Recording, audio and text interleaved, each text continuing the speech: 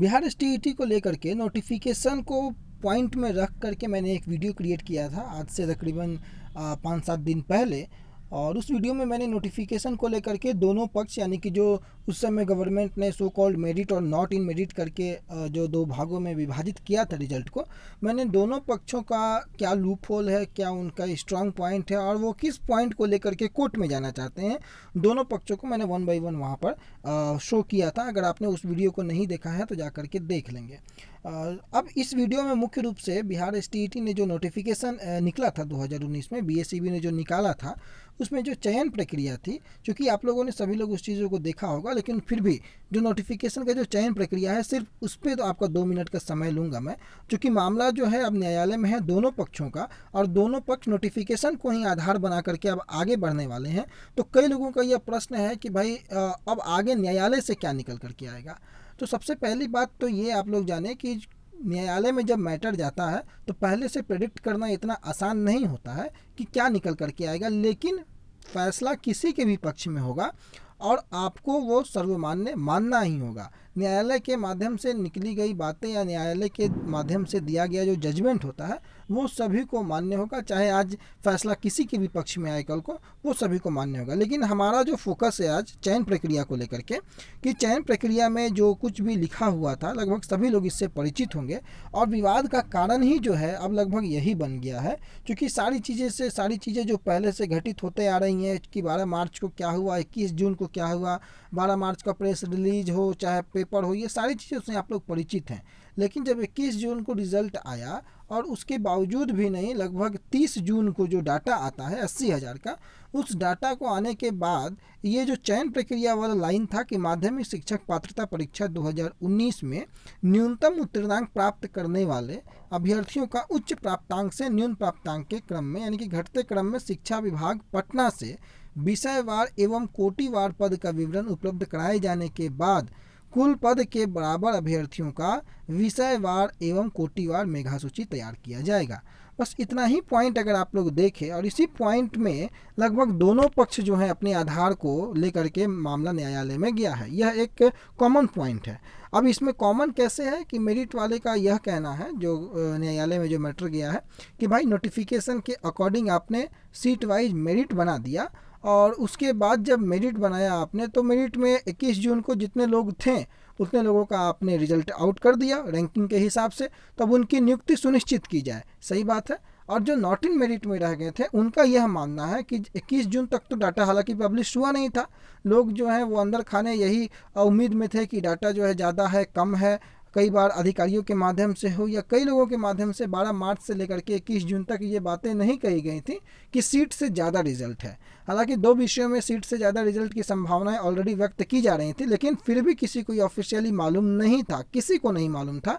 कि ये सीट से ज़्यादा रिजल्ट होगा। सभी लोग क्वालिफाई मान करके खुद को एक प्लेटफॉर्म पर पा रहे थे। लेकिन 21 जून को जब नॉट इन मेरिट और मेरिट वाला मैटर उठता है और जब डाटा का डिमांड होता है कि भाई डाटा आप शो कीजिए कितना हो, और 30 जून को जब ट्विटर हैंडल के माध्यम से जो डाटा पब्लिश किया जाता है 80,000 का, जिसमें कि 26,000 आपको एसएसटी में और 17,000 आपको कंप्यूटर साइंस में, तो जाकर के मामला अब दूसरा रूप लेता इसलिए है क्योंकि इस लाइन का चयन प्रक्रिया जो नोटिफिकेशन का कंडिका क है, दू का क,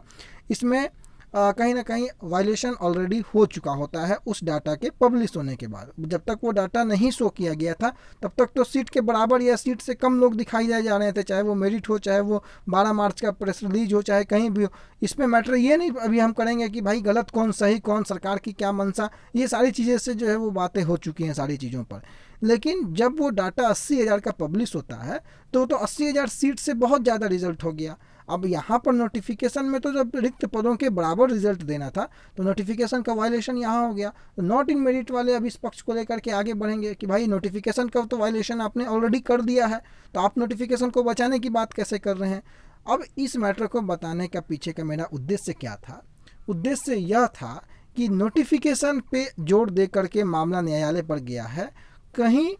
दोनों पक्षों से यही अनुरोध होगा कि नोटिफिकेशन का हवाला देते देते कहीं बात नोटिफिकेशन पर उल्टा ना पड़ जाए, इसका ध्यान दोनों पक्षों को रखना बेहद आवश्यक है। क्योंकि कहीं ना कहीं गवर्नमेंट ने गलती की है, इस बात से नकारा नहीं जा सकता है कि गवर्नमेंट ने गलती ही नहीं, गलती पर गलतियां की हैं और उस गलती का हर्जाना कई लोगों के साथ ना हो, भुगतना पड़े। यही उम्मीद के साथ मामला न्यायालय में गया है कि न्यायालय से सभी को न्याय मिलेगा। और कोर्ट में कल क्या होगा, कई लोग इससे भी परेशान हैं। मैंने कहा कि न्यायालय से जो भी फैसला निकल करके आए वो तो खैर सबको मानना होगा, लेकिन कोर्ट कभी भी एक पक्ष को देख करके फैसला नहीं करती है। और अगर सरकार ने गलती की है तो सरकार द्वारा किए गए गलती में अभ्यर्थियों का कोई दोष नहीं है, और एक रिजल्ट को 2 श्रेणी में देना, इसका भी जवाब सरकार को माननीय हाईकोर्ट में देना होगा। किस प्रकार से कैंडिडेटों को 12 मार्च में सेलेक्ट करना या 21 जून को डिसेलेक्ट करना, या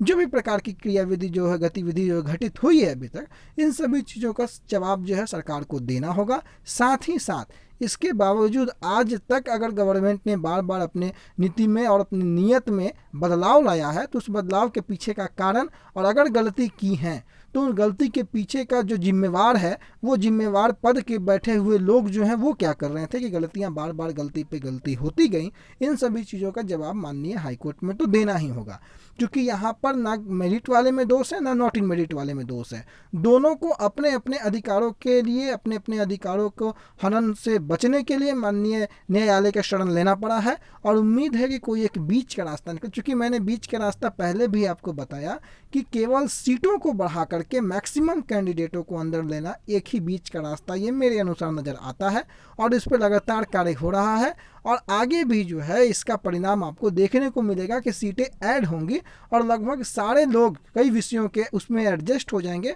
और 2 विषयों के मैक्सिमम लोग किस प्रकार से एडजस्ट हों यही देखने वाली बातें होंगी। पिछले दिनों जनता दरबार में जब मामला गया था तो उस दिन भी संजय कुमार ने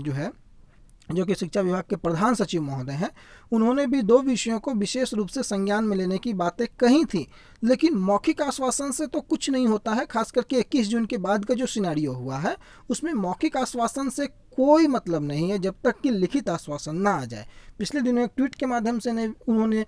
इस मैटर के कंसर्न को लेकर के अपनी सहमति दी थी, लेकिन सहमति और एक ऑफिशियल नोटिफिकेशन लेटर ये दोनों में बहुत अंतर है। क्योंकि जब तक कोई ऑफिशियल जानकारी ना आ जाए, हालांकि सीटें बढ़नी तय हैं, लेकिन जब तक वो चीज़ें सामने ना आ जाए तब तक अपने प्रयासों को आप ना छोड़ें। तो इस वीडियो को बनाने का मुख्य जो उद्देश्य था वो आप सबों के सामने यही बताना था कि मामला कहीं ना कहीं नोटिफिकेशन पे ही आके टिका हुआ है, और नोटिफिकेशन का उल्लंघन गवर्नमेंट ने कई बार ऑलरेडी गवर्नमेंट कर चुकी है, और इन सभी का जवाब जो है उन्हें हाई कोर्ट में देना होगा। अभ्यर्थियों से तो आप जवाब देने से बच सकते हैं, लेकिन माननीय हाई कोर्ट जब पूछेगा तो ये जवाब आपको वहाँ पर दाखिल करना होगा। ऊँट किस करवट बैठती है ये देखना बड़ा दिलचस्प होगा। लेकिन बिहार एसटीईटी की गतिविधियाँ दिन प्रतिदिन जिस प्रकार से तूल पकड़ती जा रही हैं, आज जिस प्रकार से अभ्यर्थियों के माध्यम से पुनः 2-3 जगह न्यूज़ चैनल्स ने एसटीईटी को लेकर के कवर भी किया है, आपके तक वो सारी वीडियोज़ पहुँची भी होंगी। तो कई प्रकार की बातें हैं एसटीईटी को लेकर के, देखना होगा आने वाला समय में एसटीईटी किस ओर किस दिशा में जाते हुए मूव होता है। भाकपा माले के संगठन ने विधानसभा में भी एसटीईटी का घेराव करने हेतु और एसटीईटी में जो अनियमितता बरती गई है रिजल्ट में उसकी सीबीआई जांच करने हेतु भी पिछले दिनों जो है वो आवाज़ें उठाई थी, अखबारों ने भी उसे प्रकाशित किया था। लगातार एसटीईटी को लेकर के मामला गर्म है, नेता प्रतिपक्ष से लेकर के कई महत्वपूर्ण बड़े बड़े नेताओं के माध्यम से एसटीईटी का मुद्दा उठ चुका है। तो उम्मीद है कि विधानसभा भी इस बार एसटीईटी के मुद्दे से जोर शोर से गूंजेगा, और सड़क से लेकर के सदन तक एसटीईटी का जो चर्चा है वो तो ऑलरेडी हो ही रहा है। न्यायालय में जल्द कोई ऐसा दिशा निर्देश है जिससे कि तमाम जो एसटीईटी क्वालिफाई अभ्यर्थी हैं उनको कोई लाभ, उनके हित में कोई फैसला निकल करके आए, क्योंकि इसमें पीसेगा हमेशा स्टूडेंट और पीस रहा है हमेशा स्टूडेंट, और उन स्टूडेंट की भलाई के लिए कोई एक फैसला निकल करके, एक दिशा निर्देश निकल करके आना बेहद आवश्यक है।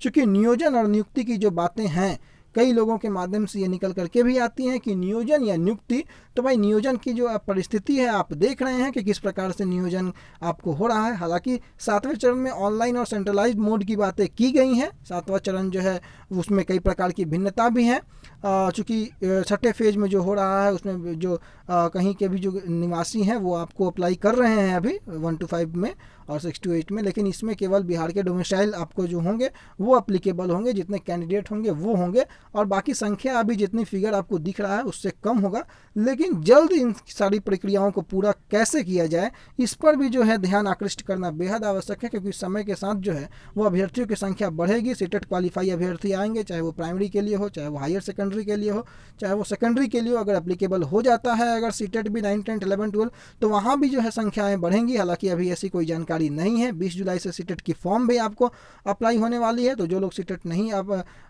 इस बार क्वालिफाई कर पाए थे वो लोग सीटेट का फॉर्म को अप्लाई करके सीटेट भी क्वालिफाई कर लेंगे। और कोई भी अपडेट अगर एसटीटी के रिगार्डिंग आती है तो आपको सबसे पहले अपडेट करने का प्रयास करेंगे। फिलहाल के लिए इतना ही, बने रहें हमारे साथ, धन्यवाद।